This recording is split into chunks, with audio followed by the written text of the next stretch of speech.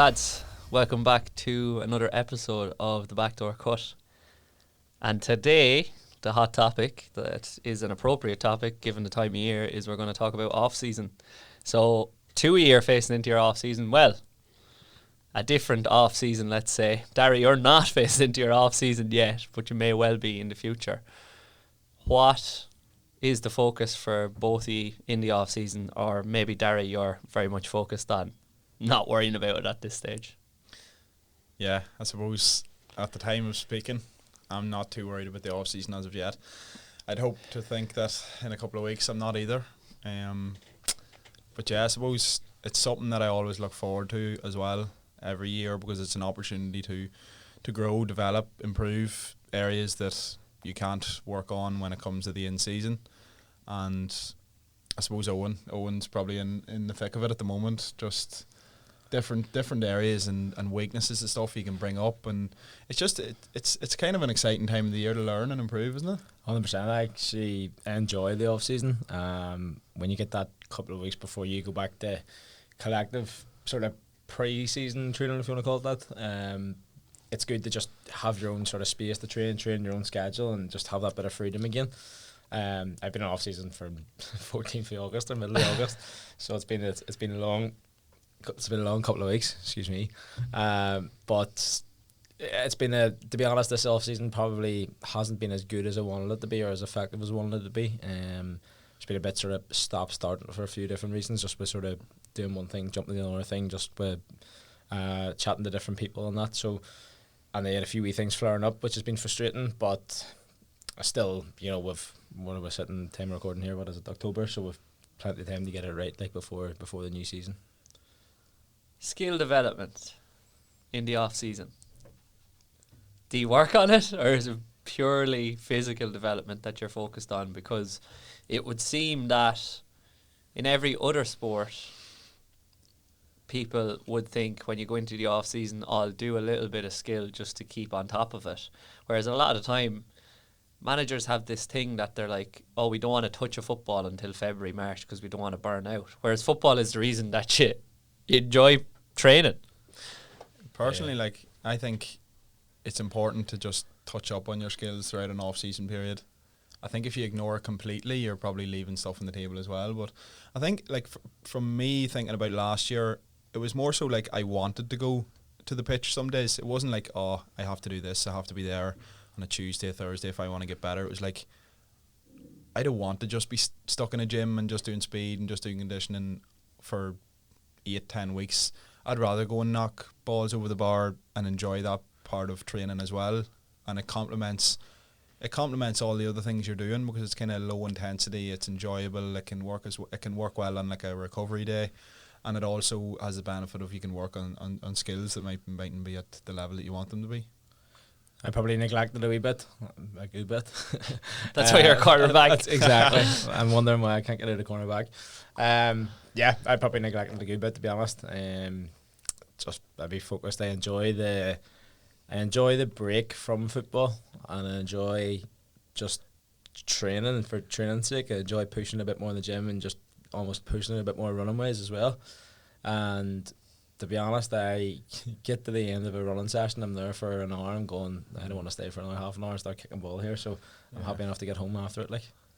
Probably a bit unorthodox, but and I know in my head there's sometimes I'm going, I should probably be doing a bit more, but I don't make the time to do it. Probably is a difference between a defender and a forward.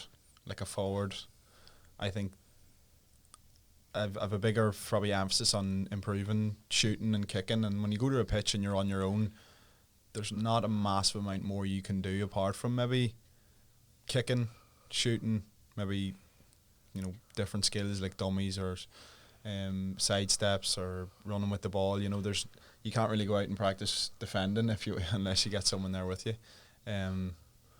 But as I said, it's a part of it I kind of enjoy, as well as the other stuff, and you can link it in well too with certain sessions. Like what I would have done last year on like speed days is between maybe bouts of max velocity sprints, I would just go and I'd work on a bit of skills, because rest periods can be quite lengthy between bouts, and I kind of use that as a way of just nothing major but small skills and kind of improving them. we would actually do that in season in relation to when we're doing extensive tempo, sometimes intensive tempo, with both hurling teams and football, is to break the barrier of some coaches being like, why are they waiting up there? They're doing nothing for 15, 20 seconds. I would have brought the footballs out or the slitters out and said, okay, hand passing in your groups of 3 or whatever till we get to go again. And what I saw from a physical perspective as well, was their time to fatigue was significantly increased in that. Like, it was way faster that they got tired, because the mental capacity to have to focus on hand passing the slitter, even if it's a closed drill completely and just a very simple skill, they're focused for the whole thing. So maybe it's more relevant to the game in that way, that when you're playing a football match, you know, you're never fully switched off, but the question has to be posed to the athlete, what are you doing this for? Are you doing it just for conditioning? Are you doing it for both, for training to be a better footballer as a whole, to work on skill development under fatigue? And I think you need to separate the two and do them at different stages. So it's probably not that appropriate to be completely focused the whole way through the off season in your rest periods, but there are periods, especially for your speed work, when the rest period's so long that you could probably kick a couple of balls, it's not going to have a huge effect on the quality of what you're going to do afterwards. Yeah. I think as a free taker, it was kind of an easy into, it's very low intense, you know, and between some sprints you may have to be resting upwards of 4 and 5 minutes sometimes, like not all the time obviously, but you know, you're kind of missing out on something if you are just standing looking around you. There obviously is something to be said with just complete rest as well, but as I said, like as a free taker, it's very low intense. It doubles up as, you know, 2 birds with 1 stone. So probably most people could probably find certain skills that they could work on between bouts and between conditioning bouts as well, maybe. Owen? Yeah, and just thinking they need to pump the balls up and get them into the pitch. I think my problem when I go shooting is, I go into the pitch and go kicking, it's just I'm drilling. No, to be fair, last couple of times I've done it, I've been sensible with it, but in the past I would have just been drilling outside of the boots, and you go home the next day and your hips are sore and your quads are sore and you're going, that's a bit stupid. But I suppose, you know, when you're doing it consistently, you probably have a bit of a routine you follow, like, I'm sure. Yeah, it builds up over time. I've definitely found that though, if you try and increase your level, your amount of kicking and your amount of, you know, maybe high intensity bouts where you're practicing shooting at pace, those side of things, you can end up making yourself sorer than you were actually before it. So it's about starting very small, keeping your range probably small as well, and building that capacity in your legs as well, because it definitely like booting a ball 40 yards off the ground or outside of the boot from 50 takes a decent enough bit out of your legs if you're doing it consistently. So again, starting small is probably the best thing for that, especially in the off season. You need to have some sort of a routine for your practice as well. It needs to be purposeful in a way, rather than just doing random stuff and expecting that you're going to get better. So when you go down to the pitch to do any kicking or focus on skill development, it's important that you have in your head what you're going to do and what success in that task looks like and how many you're going to kick. If you go down and you're like, I'm just going to kick them till I get bored of kicking, then your ratio of success to failure is probably going to be lower, because you're knowing that there's less significance to each kick because you're going to kick until you get sick of it. Yeah. Whereas if you go down to the pitch and you're like, I'm only going to do 25 kicks and I'm going to do 4 from here and 4 from here, or 5 from here and 5 from here, each kick has pressure on it in that you're like, oh well, I'm after missing 2 and I have only 2 more in this position, so I better focus in here and actually try and get them over. And that's purposeful practice, and that's how you get better. You don't get better by just volume, as we've just alluded to. You get better by higher quality of the volume that you're doing. That's what I would have done when I was going recently.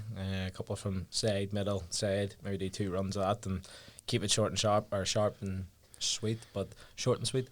But short and sharp and sweet. I'm having a shocker with the common sense. But just haven't done it enough, haven't done it often enough.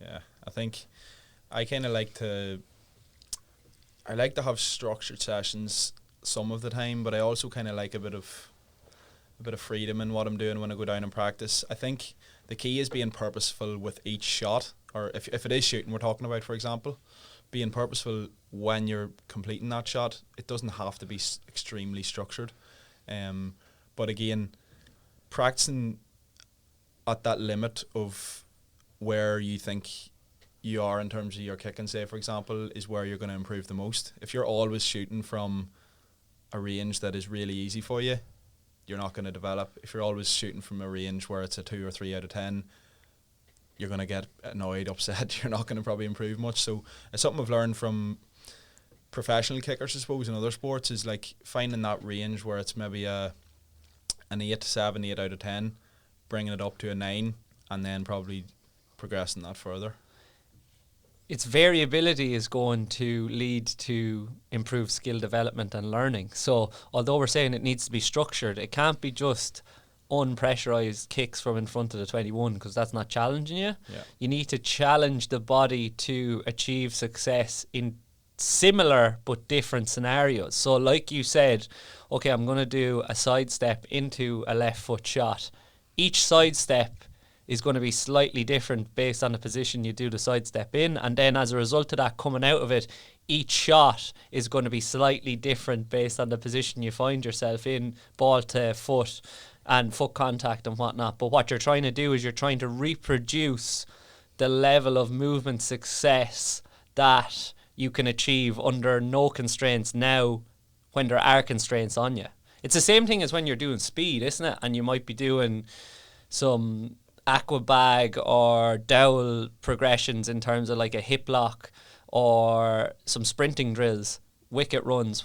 No step is going to be the exact same as another step, so it's challenging you to find the position and find the movement velocity and the outcome in each step, in each rep, but under different constraints. And that's how you improve on the field, because you know yourself, the argument always put forward is like, oh well, sure, that never happens in the game, why are we going to train that? Like, you never sprint full out in a game, like. Yeah. But I don't have to.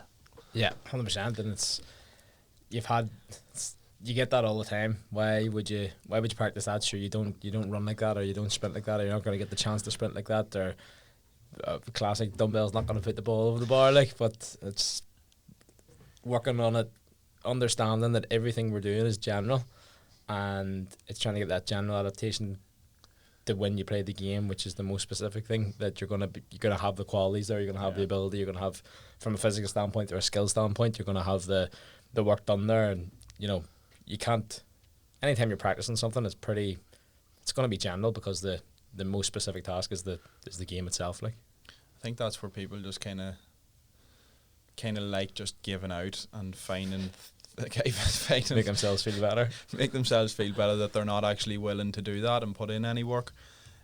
Like obviously the most important thing is going to be the game, or going to be the skills of the game.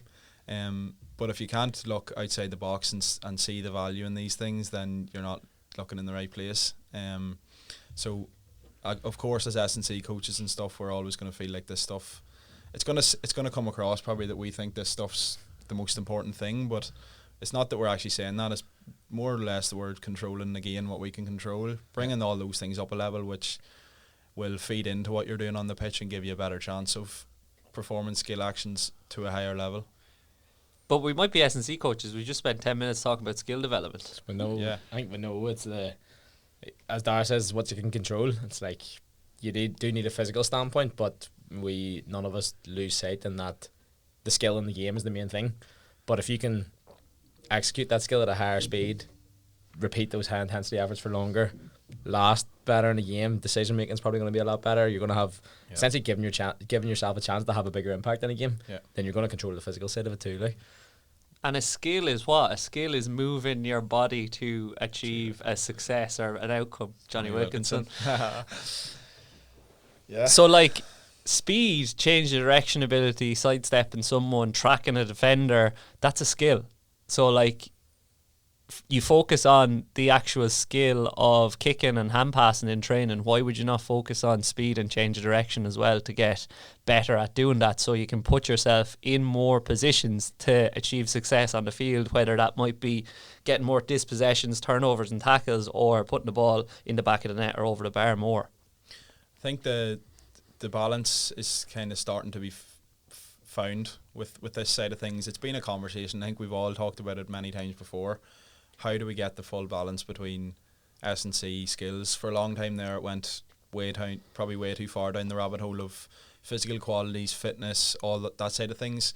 Now we're starting to kind of circle back round, and it's about finding like what sort of structure that you need to both work on your weaknesses in terms of a skills standpoint, but also bringing your physical qualities to an extremely high level.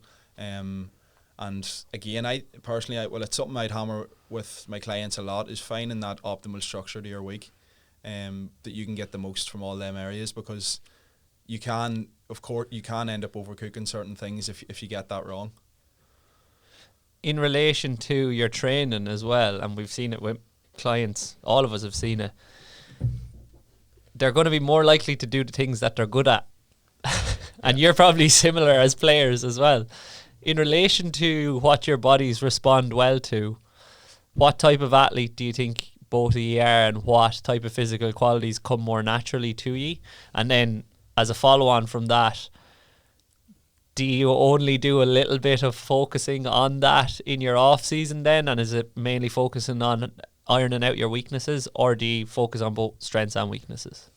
I've probably been through different cycles of it and focusing on things in different amounts. So I would have went through a lot of speed being the priority, and maybe not so much in the gym. And then last year and maybe this year I've been going more sort of in the gym, building up running volume and just having a wee sprinkle of speed in there.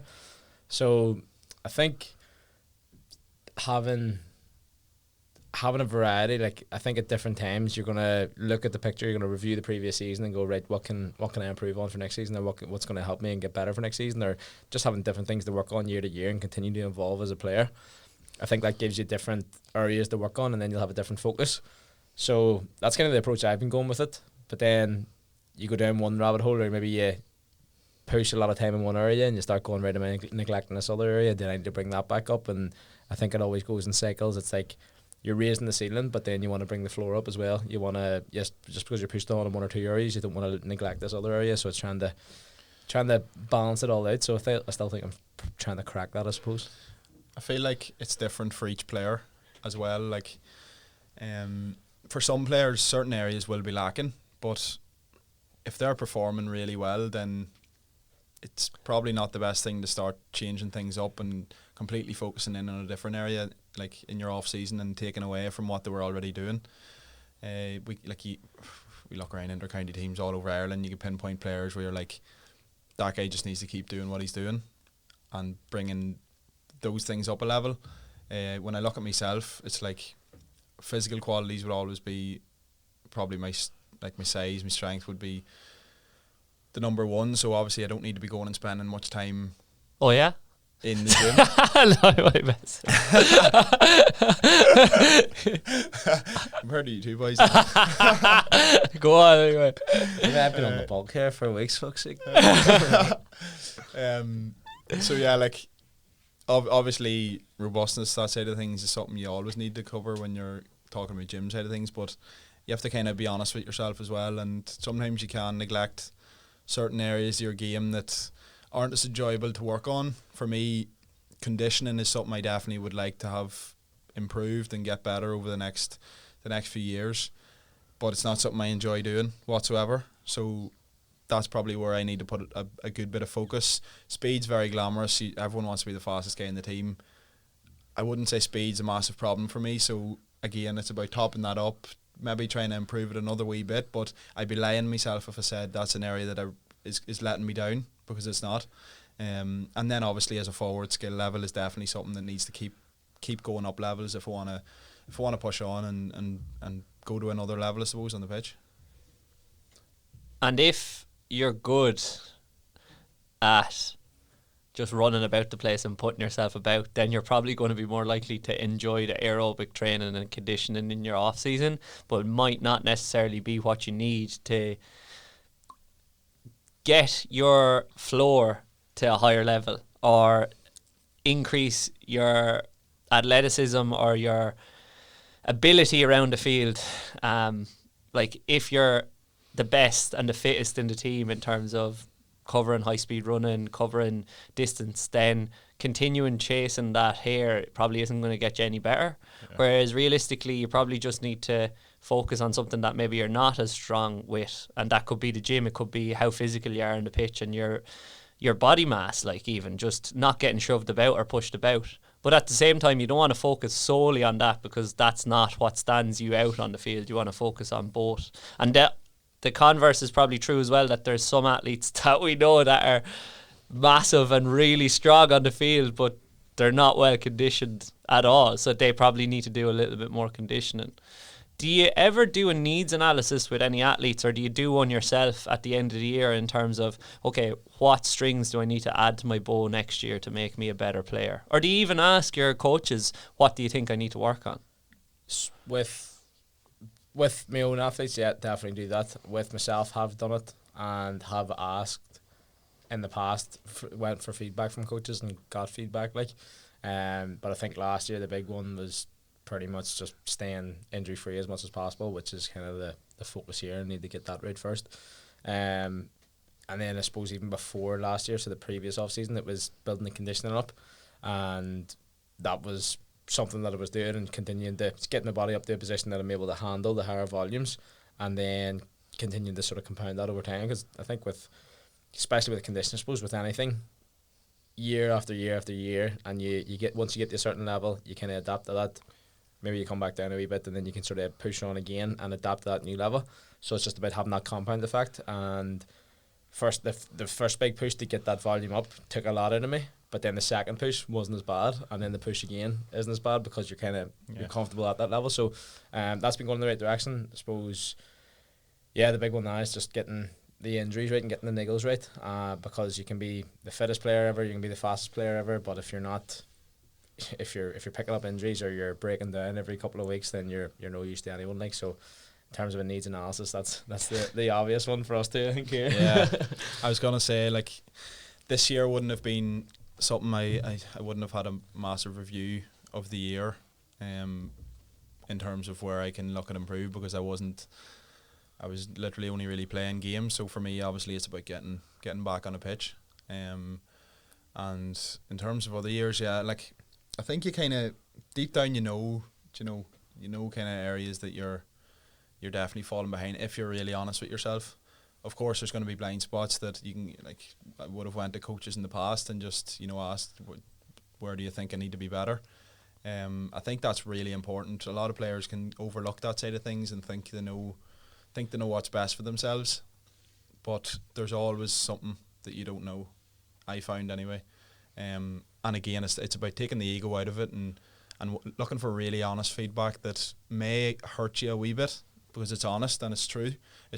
And if it is hurting you, it probably is the truth. So seeking that feedback's important, and it's definitely something, as Owen said, it's something I do with my own athletes at the end of the year. Send them a form, figure out, where were you going well last year? Where do you think you need to improve? Where do we need to keep hammering? And get all of that out at the review, and just go about improving it then.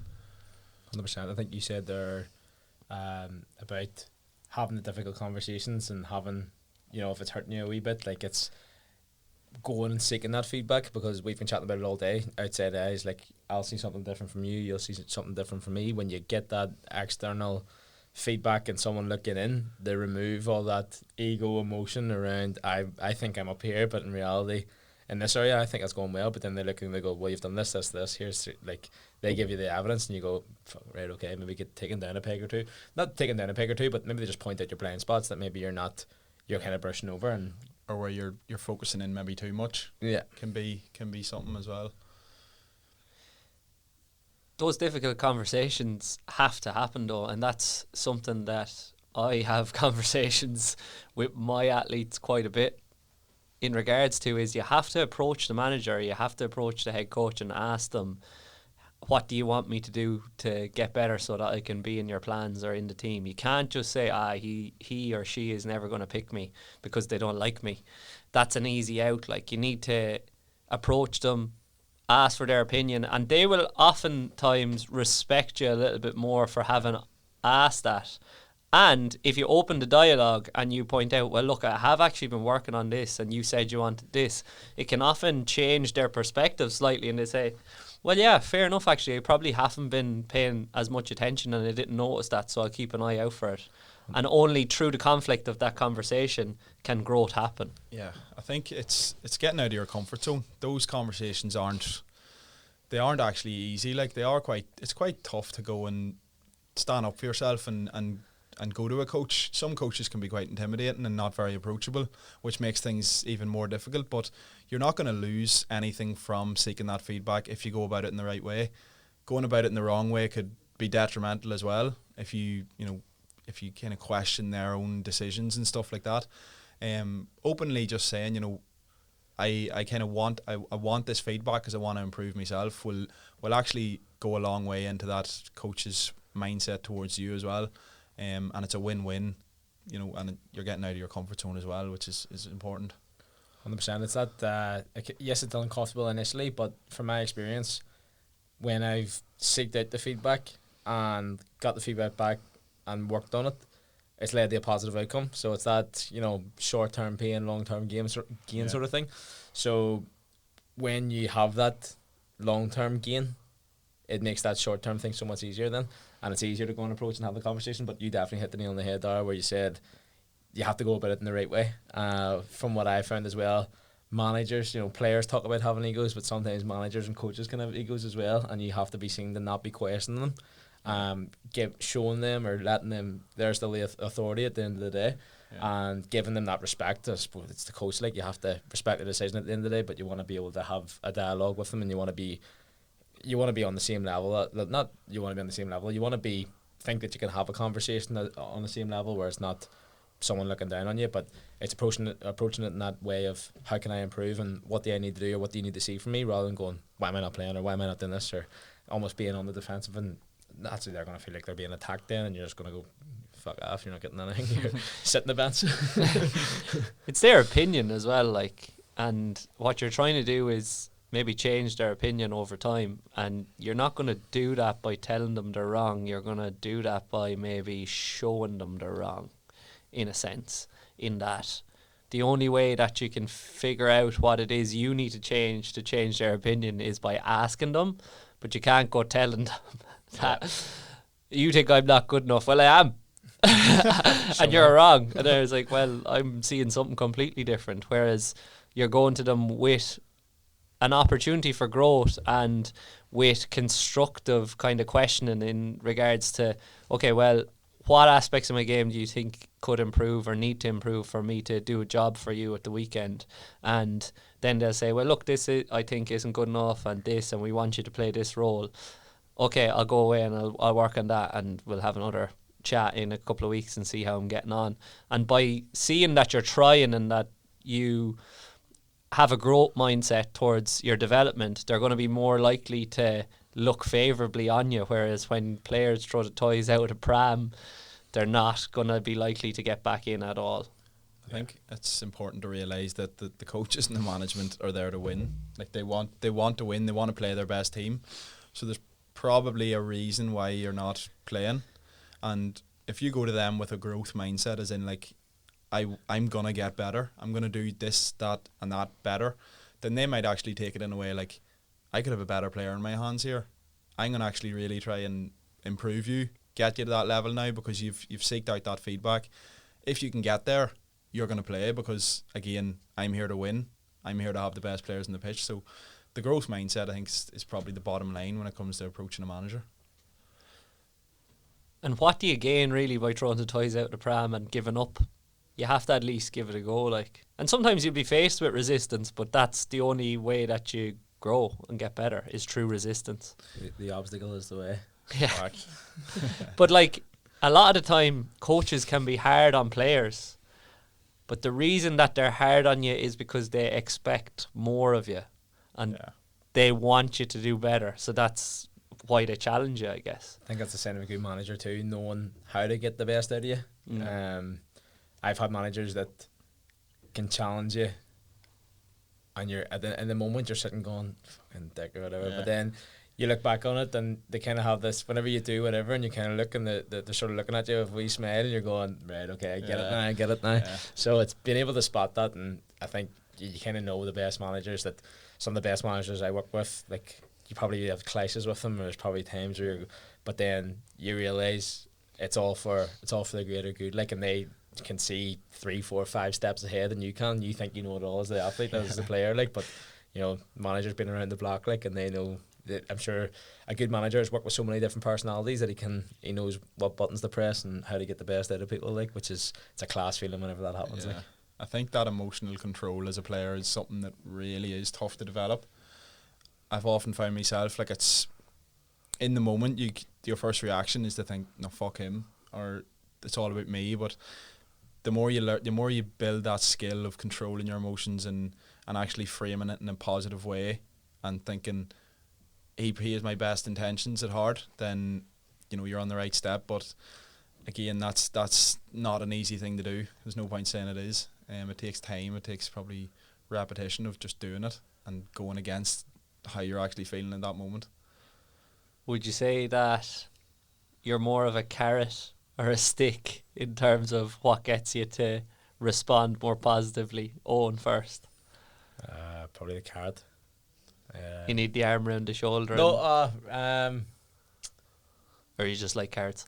No, I thought you meant like fruit. If you dangle a carrot in front of me, I'll run towards the carrot. Yeah. But the stick basically to whip you. But sometimes this, like, that's something that I was saying. There's some of the best management I've got is when they just fucking get on with it, will you? Or here do, like, they know, or they've probably seen that it can do more, can give more, and they'd be a bit direct and a bit harsh, and that in the moment I'm probably like, I don't like that, but like, I think that gives me a longer term benefit. Yeah, so maybe a stick. Yeah. I like having something to work towards, but don't, like, forget a bit of tough love as well. I think I know it's the easiest thing to say, a mix of both, but it probably is in my area. Like, I do enjoy having, like, one-to-one conversations with managers and them actually connecting with you on a deeper level to improve you. I find that it resonates well with me anyway. And then obviously there's times where I definitely need a bit of a whip, like, but again, probably a bit of both. What would you say about the old adage that the forwards need the carrot and the backs need the stick? Is it true at all, or true to an extent? I'd say true to an extent, but see, when you have someone stuck in cornerback who thinks they're a forward, it's, I think that's, the more I think about it, it's probably a bit of truth to that. Yeah. Is it because you need confidence to have a go, like, and take shots? Yeah, it's that confidence level of being able to go out and express your skills, whereas a defender needs to be on his toes all the time, where you're going to be exposed. So, like, from what I've witnessed, with good managers I've had, they've always been quite hard on the cornerback who is maybe a yard off their man in training. They need that bit of a whip to nastiness a bit. And then as a forward, you know, a lot of players can react poorly. Like, if you're getting at them for not executing skills well in training or whatever, it can just get worse and worse. But again, it's not, you know, everyone's not tarred with that one brush. I suppose it's kind of it's a majority. Do you think about that as a player before you give feedback to your teammates? Or do you just, because you're the county boy coming back to the club, you just rip into them and say it's not good enough? Sometimes, more recently I've started to do it. Beforehand would, I think with maybe a maturity thing and being able to step back and understand these things, and as you learn as well, you're able to have that different approach. In the past, it would have just been just straight, like, call whatever. But now it's like, you know, it's classic cases. Say the young boys coming through and they're getting a hard time from older boys, or, you know, you're whipping the young boys into shape, or management are maybe doing that, and you can kind of go and talk to them, like I said, and go, listen, like, do this or do that, or understand Or you can kind of go, right here, listen, managers, they have a point, like, and then they kind of go, I know, and then they get on your side, and then you go, right, but do try this, and if you approach them in that way, I think they'll take more from it. So it's that blend of both and coming at different angles. But I think if you're just always one size fits all, just going bang, bang, bang, like, it's not gonna be as effective. But being able to, it's definitely something that I've found and improving with, is having different approaches with different people. Knowing that some people can handle it a bit more, and some people probably just need called out, whereas other people, if they're getting called out too much, maybe a wee arm around the shoulder will help them all the more. Like, yeah, I'd be similar enough to that. I probably in the past have been a bit harsh on lads that I know can do more, probably, within the club. Those lads probably know who they are, but you kind of learn as well over time that some lads don't react as well to that as others. And as you say, I wouldn't be massive for putting the arm around lads either, like, to be honest. I think that has to kind of come from within to an extent as well, but it's about probably learning to pull back with some lads and not ridicule them for stuff. Because most lads, from what I've seen, have the best interests and want to get better and want to improve. So sometimes going at them for every little thing isn't the best route either. I think it's understanding the person as well. So when you see, or I think it's the evidence, and if you're switched on to watching what's happening in front of you, if one person's constantly getting a hard time and constantly just getting, like, do this, do that, just bark that, and they're kicking up a fuss and kicking up a stink, whenever someone comes to talk to them then and speak to them in a calm voice, like, it's mental, the difference, like, and how receptive they are of it, rather than you see them maybe effing and blending back, and then you just have a conversation with them without them feeling like they're being attacked. And then they just take it on board more and they go, all right, okay. Just see the penny drop, like. Yeah, I think lads don't. It's a bit of an ego thing. We all know everybody has an ego, but if one lad's constantly getting called out in front of the group, it's probably not very fair. I think it takes a bigger man to go and just have the one-to-one conversation with it. It's definitely a harder thing to do, but it's 100% the more beneficial thing to do for probably the majority of players. It's interesting hearing that from a coach perspective now. Like, I would find that for sure some players respond to the stick, and generally they're the older players that, I don't know, I've kind of termed it maybe millennials and below, like, want to know what they're doing wrong, and Gen Zers and above want to know what they're doing right, at least from what I've seen. So, and that's a generalization, but I have to use a generalization to explain it. Often, if you give the Gen Zer or the person that doesn't respond to the stick as much constructive feedback, they'll think it's criticism, unless you sandwich it with some positive feedback, either side. And even one of the coaches that was on one of the coaching teams with me, he was experimenting with 3 positives to 1 negative, because the feedback kept coming from the group that the coaching was always really negative. And even though he was sandwiching it, he was like, okay, I'm going to try even more aggressive positive approach so that they take the constructive feedback. And oftentimes I find from coaching in that way and giving them the positive means that they're way more likely to continue doing the positive. So, like, if things aren't going their way and I'd be like, geez, your work rate is great, you're getting up and down the line loads, they're like, yeah, I am getting up and down the line loads. So then they just keep doing it in the second half. It's important to know the player, though, and as you said, if one coach is ripping into the player all the time, it can be quite easy to connect with that player off the back of it, but you can't just let them ruminate and leave them to themselves. Sometimes you need to, but if you put the arm around the shoulder, after them being bollocked out of it, it's likely to lead to a greater connection and respect between you guys, because they're like, oh, well, so-and-so does care about me and I'm not doing everything terribly. Are there players springing to mind in both your groups that you're thinking of like that? Yeah, there's definitely a fair few, alright. Yeah. Do you think that is accurate, that some of the younger players, when they come in, aren't as good at taking the constructive stuff? They want to hear what they're doing right? Go ahead. I think it's getting worse. As in they're not able to take it. And 100%. As much anymore. Like when we were Well, I'm speaking as if we're 35 here, but I get 5 you. years See, ago, coming like. into a club senior setup, like it was if you did something wrong or didn't do what you're supposed, you get called out on it, like in front of everyone. But now I think there's a lot of tiptoeing around boys, like, and there's not enough straight in the middle. It turns players away a lot easier now than it did maybe 7-8 years ago. Yeah. I don't know. It's just a culture thing now. Is younger people aren't getting. I suppose when we were growing up, like in school and at school, like you would have been teachers and all. Even like you would have just, it would have been absolutely ridiculed on a daily basis. Whereas now it's kind of frowned upon. Like don't say that to my son or whatever. Or you're not allowed to say those sort of things to young people. And now they're getting a wee bit more fragile as they get older, whereas sometimes you just need a bit of fucking red out of it, like. Yeah, 100%. But not all of them will respond to it as well. So sometimes the coach has to change their ways a little bit, or at least meet them in the middle. At what point does the player need to take it upon themselves? But that's the question. It's like if you drive them away, then they're never going to take it upon themselves. But like when there's a lot of victim mentality, like poor me. But do you know what I mean? Like if you're suppose to me, then it's like if you want to operate at the top level, there's going to be criticism that comes along the way. Like, and I think it is a bit of a mentality thing too. Like if you're not fit to take that, like then you're not really cut out for getting to the top level. Yeah.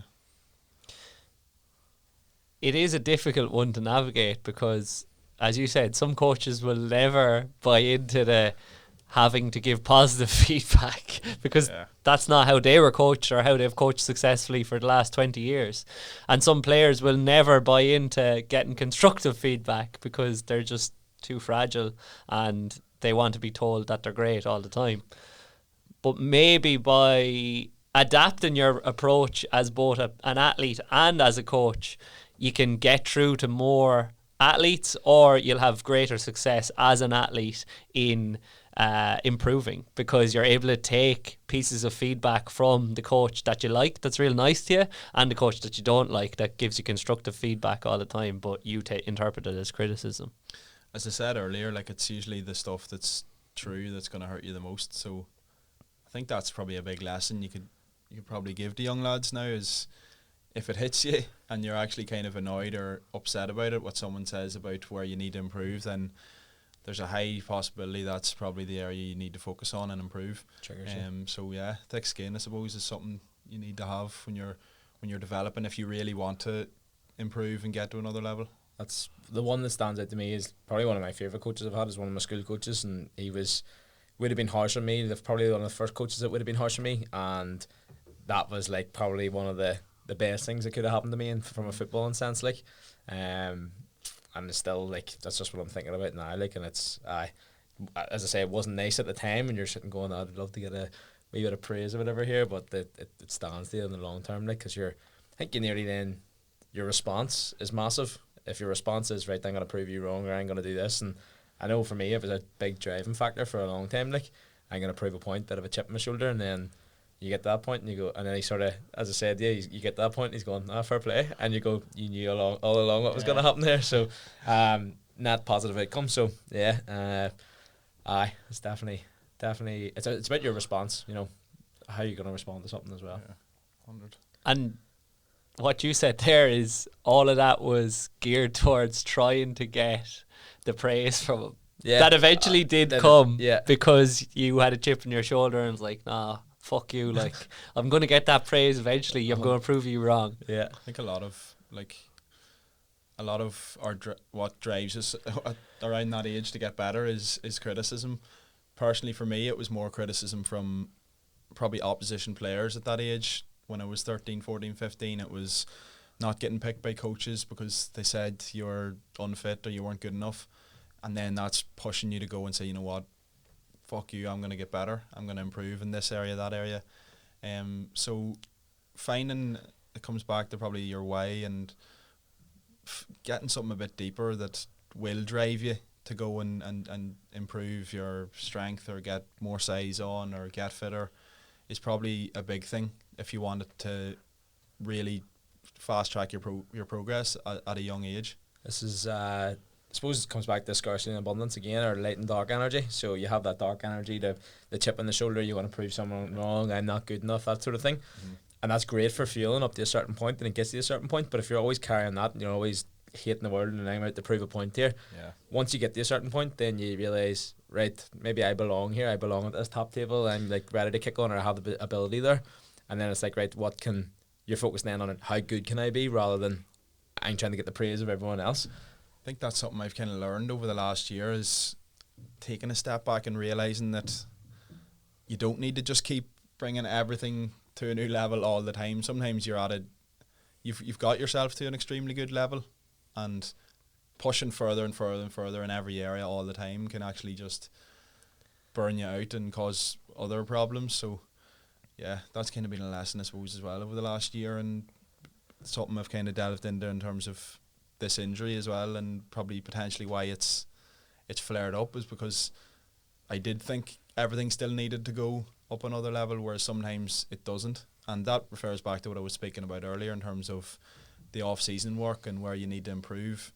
Last year I hammered speed work till the cows came home, and probably overdid it to an extent then, and then ended up with an injury and a massive lesson down the line. So yeah, sometimes not everything needs to be improved. It's like business in a way, and it's a conversation I've been having a lot over the last month with athletes entering their off season. What is your rate limiter? What is the draw, or what is pulling back from you achieving your potential, or even from your business growing? So if you're going from a business sense, you need to look at, okay, is it lead generation? Is it conversion? Is it fulfillment and churn? What is pulling the business back from being as successful as it possibly can be? And then I'm going to work on that area. And then if I use the two of you lads as prime examples, like really strong, really fast, good athletic profile, good skill level, rate limiter, hamstring, rate limiter, groin. Sorry, lads. But like, until you address the rate limiter, Nothing else is gonna matter, really. And that's what you're talking about the whole episode about your off season. That's going to be your focus. So for every athlete out there, you need to identify, okay, what am I good at, but what is holding me back from being the best player that I can be, and then work on that. Yeah, telling the work. Yeah. And I suppose again, there's our tough love. Sorry to interrupt. There's our tough love. There's the stick coming in. Sorry. I was going to say, yeah, not everyone, I suppose, as well. Again, like, say, for example, you're talking about the best players in Ireland, say, Conor Callahan, for example, is already doing, like, his top attributes are getting him to be one of the best players in Ireland. So does he really need to go in the off-season and say, right, what's not at the level here? Or does he need to just keep doing what he's doing? That's another conversation as well. So, yeah. I think any athlete, even like if you're using Con as an example, it just comes back to what is the role that the team want you to fulfill next year. Is it the same role that you're doing? And then if it is the same role, how can you fulfill that role better than you did this year? So even though he's being successful, and every athlete never thinks they're being successful in what they're doing, like every elite athlete, they're usually looking at it like, oh no, I can do better. Every person's always self-critical, really.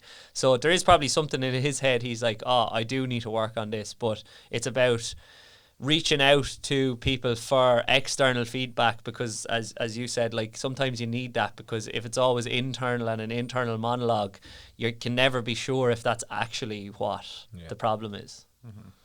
And like, you went down the speed rabbit hole last year, whereas maybe if you reached out to some coach or got some external feedback, they could have said, I don't know, they could have said it was something totally different. Yeah, 100%. And that's a lesson, a massive lesson, and an important one that I can start to now implement with my own athletes, is don't bluff yourself into what you think you need.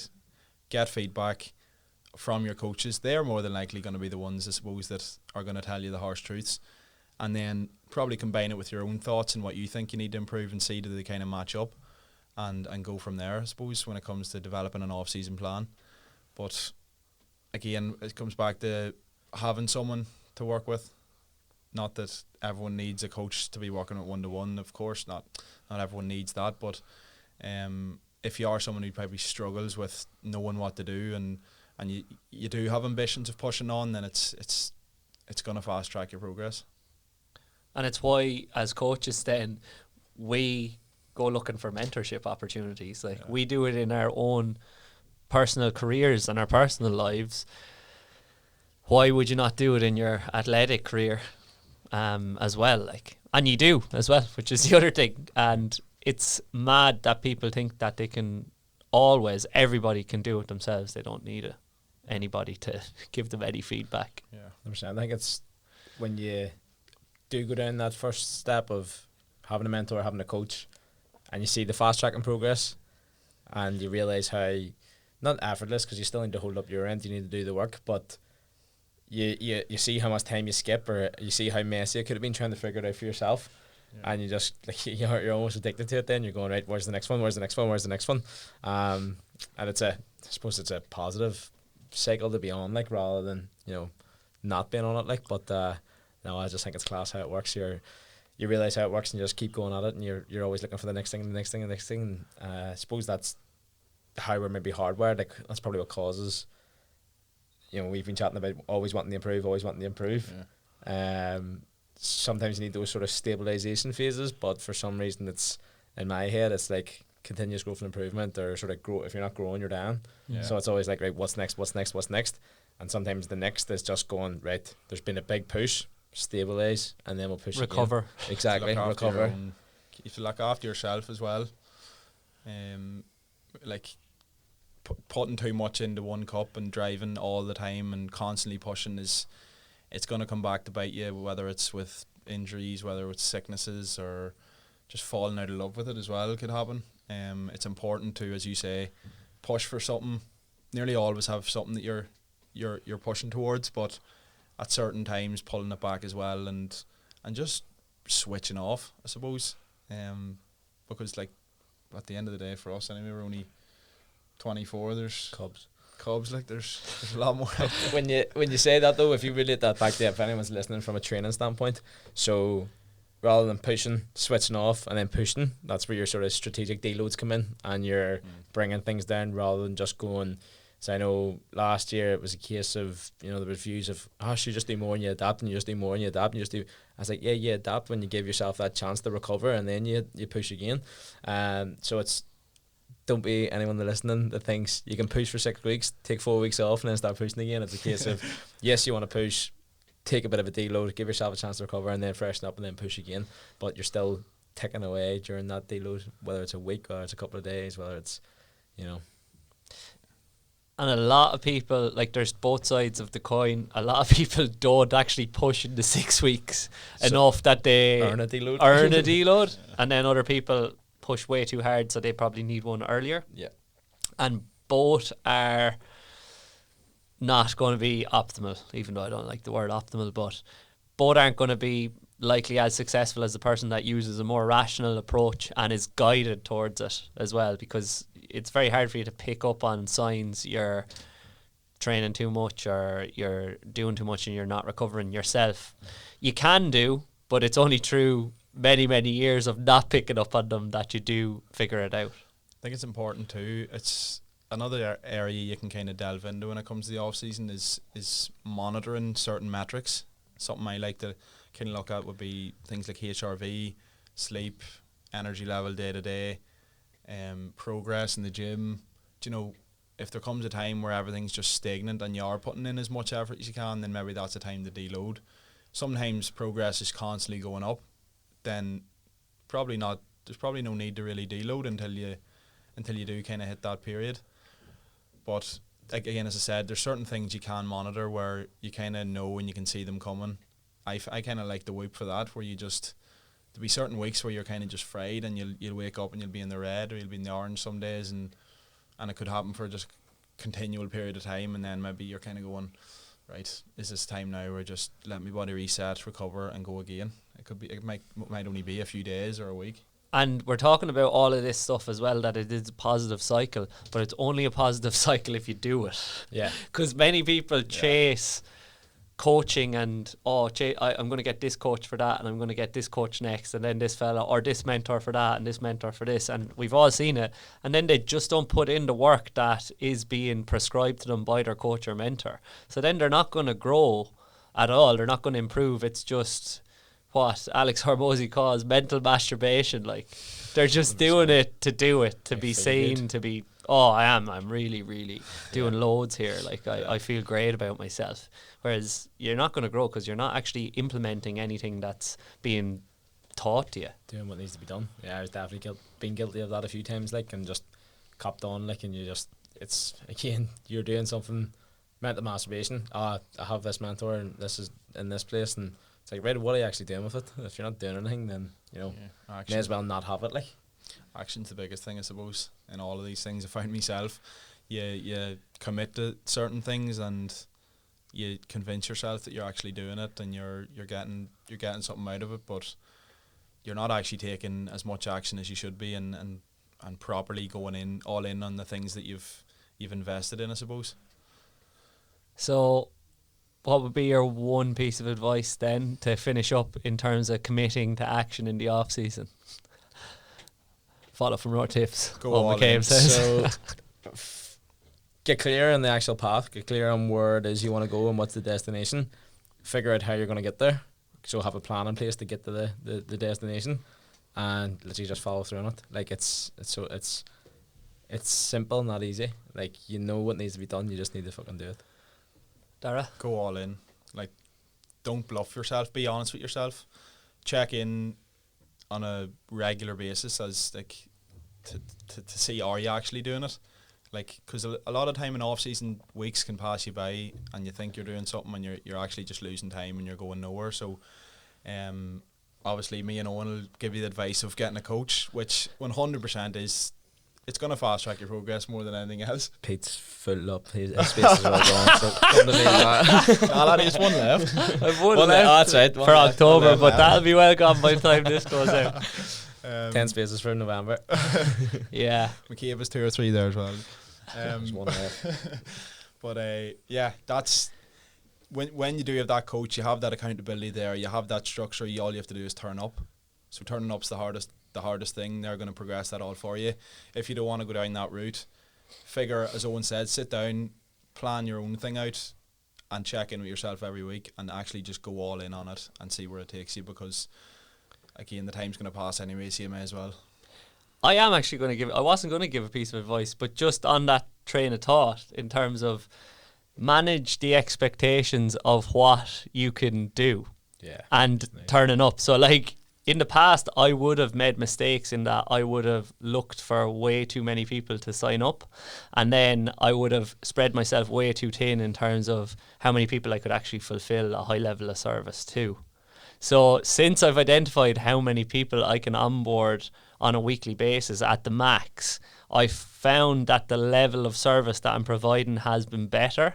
And then as a result of that, I've been able to retain more people. It's your operation capacity. Yeah, essentially, yeah. You hear about I don't know, is it Boeing or something? Or I don't know, some airplane place they only build, a big man engineer, aerospace you'll engineer. Know all about it. Only working at 80% capacity, so if they get more orders in, they can handle more orders easily. So they build their factories, they work at 80% all the time. So if there is this needs done right away, it's like, right, we'll have the capacity to do that, rather than always being at 100% and then something, you hit a bump in the road and everything breaks. So I think that industry is an industry where you can learn a lot of things from. Yeah. Even just if Jim Gavin, don't know if you know much about him. He's a pilot, isn't he? Not sure. Don't know. He's a a pilot. The one that knew about him. Brings him up. I know he's in the aeronautical space anyway, and a lot of his philosophies that he had in with Dublin, he would have took from that industry. So yeah. But to simplify it, like, don't just say you're going to do 6 sessions a week because you want to be seen to be doing 6. Maybe just try and do 3 good solid sessions and see how you go from there. Yeah. Comes back to being honest with yourself. So after an hour-long episode, that's a tiny little nugget that we're going to leave you guys with. Thanks for coming in today, guys. Wrapped up, and hopefully everybody sees some value in what we put together. So, yeah. It is. Let's do it again. On the bank. Episode.